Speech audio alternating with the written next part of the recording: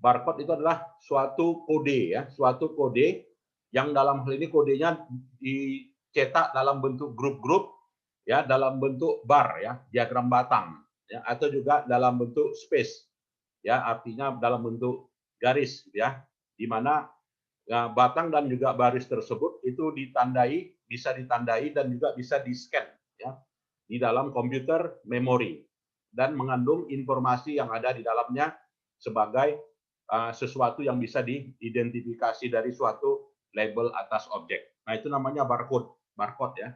Jadi barcode itu cirinya adalah batang ya. Ada batang ya, artinya di situ bar ya. Nah, sedangkan QR code gitu ya, itu adalah suatu matriks barcode. Nah, jadi bukan lagi diagram batang ya, tetapi sifatnya adalah code-nya bermatriks ya, bisa ke atas, bisa ke bawah, bisa ke samping, bisa ke kiri, bisa ke kanan. Makanya disebut dengan matriks ya. Matriks barcode yang sifatnya kodenya 2 dimensi yang bisa dibaca dengan alat scan. Ya, bisa dibaca dengan mobile phone ya, dengan handphone.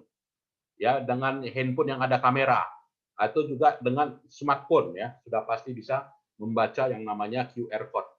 Dan scanner itu adalah perangkat yang menginterpretasikan dalam bentuk gambar, dalam bentuk kode, dan dalam bentuk tertentu dinotasikan dengan bentuk kode-kode. Nah, jadi itulah definisinya yang dikatakan barcode dengan QR code.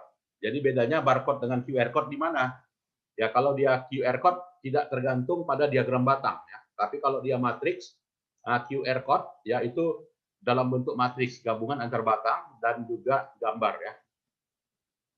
Nah, perkembangannya kita lihat ya sejak tahun 92 gitu ya. Tahun 92 mengklasifikasikan file ya, agar bisa mengklasifikasikan file. Ya, jadi sifatnya barcode dengan juga QR code kalau di swasta itu sudah lama gitu ya. Artinya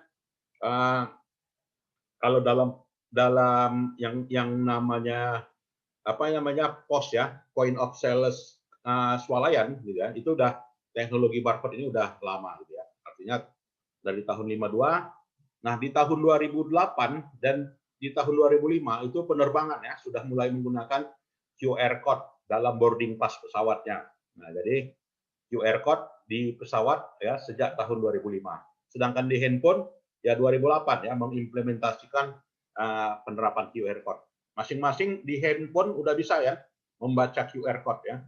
Kalau kita punya kartu plastik ya, apakah dia punya dalam bentuk kartu jasa marga ya, tol jasa marga itu bisa dibaca ya, bisa dibaca dengan handphone ya, dengan syarat ya terintegrasi ya dengan internet banking ya, atau juga mobile bankingnya, maka bisa membaca ya QR code atau juga barcode yang ada pada kartu plastik ATM untuk tol tersebut ya. Nah, di sini jenis-jenis dari barcode ya. Di sini barcode itu kode untuk barcode kode 39 gitu ya. Itu ada 43 karakter di dalamnya. Jadi bisa A, B, C sampai 0, 1 sampai 9 dan juga notasi simbol seperti dolar, persen, tambah, plus gitu ya. Nah, ini ciri khas dari barcode. Nah, jadi inilah disebut dengan barcode code 39 ya. Jadi code 39. Nah, sedangkan barcode 128 ya, barcode 128 itu di dalamnya ada 128 kode ASCII. Artinya kode huruf ya, kode karakter ASCII, di mana biasanya ini kode 128 lebih banyak diterapkan di supermarket ya, di swalayan ya, di swalayan. Nah, sedangkan QR code berbedanya ya ini ya, jadi kalau dia QR code itu biasanya spesial pada mobile phone ya. Jadi khusus pada mobile phone dan linknya tersebut ke website dan dikirimkan dalam bentuk SMS ya. Ya, kemudian juga how does a scanner smartphone internet barcode ya. Ya, jadi bagaimana scanner atau juga smartphone menginterpretasikan barcode tersebut gitu ya. Jadi barcode itu bisa diterjemahkan, bisa diinterpretasikan yaitu selaras ya walaupun dalam hal ini berbeda-beda jenisnya ya. Jadi barcode itu bisa membantu ya kompleksitas dari QR code. Jadi barcode itu bisa digunakan sebagai alat scanner ya, di mana QR code tersebut itu bisa berupa yang dihasilkan dari smartphone, komputer atau juga game mesin ya.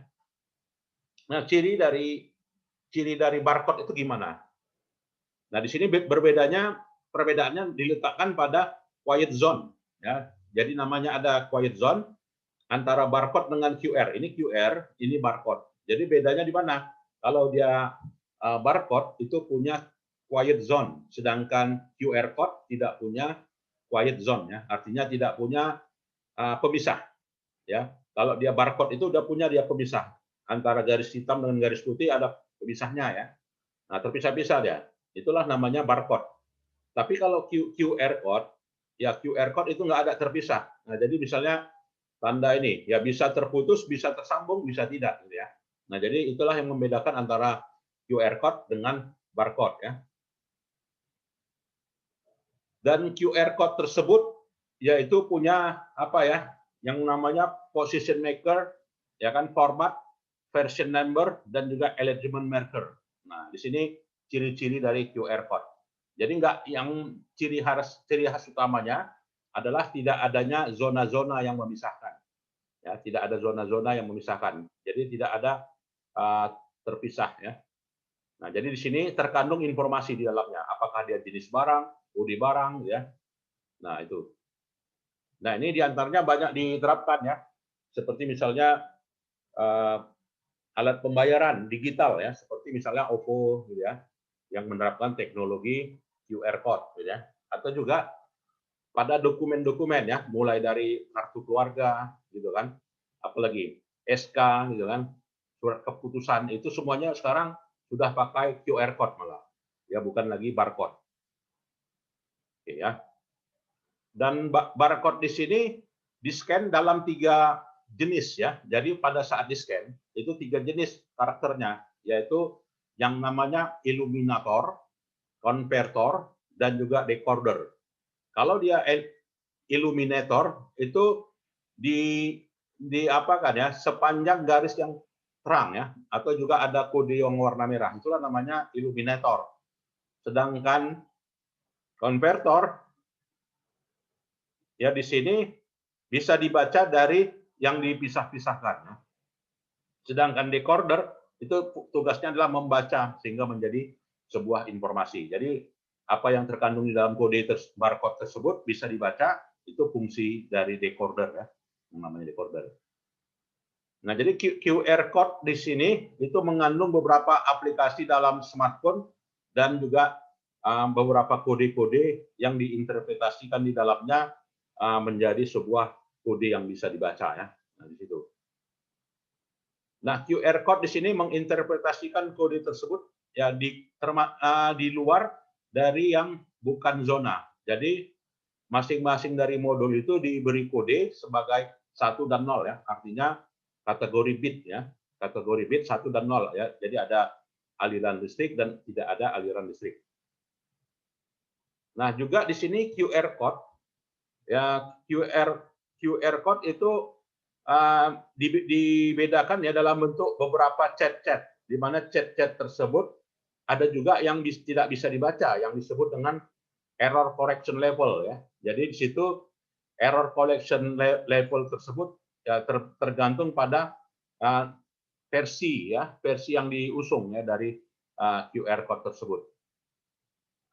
Nah, jadi apabila mengandung error correction ya, jadi di sini inilah ada yang warna merah gitu ya. Warna merah ini yang tidak terbaca. Kenapa dia tidak terbaca ya? Karena ada sesuatu di mana garis-garis yang memisahkan atau juga zone-nya terlalu lebar ya. Jadi error code itu sendiri pun juga tingkat baca atau tidak terbacanya dikategorikan bisa L, bisa M, bisa Q, bisa juga H ya. Artinya lower, middle, high ya. Nah, itu. Jadi dilabelkan pada level presentasinya gitu ya. Oke ya. Jadi Silakan ya, kalau ada yang mau diskusi di sini. Ada yang mau kita diskusikan, silakan. Jadi sekalian. Ini udah banyak ya diterapkan ya, terutama digitalisasi dokumen ya pada saat ini. Jadi dokumen-dokumen manual semuanya sudah di barcode-kan ya. Masing-masing punya barcode. Gitu.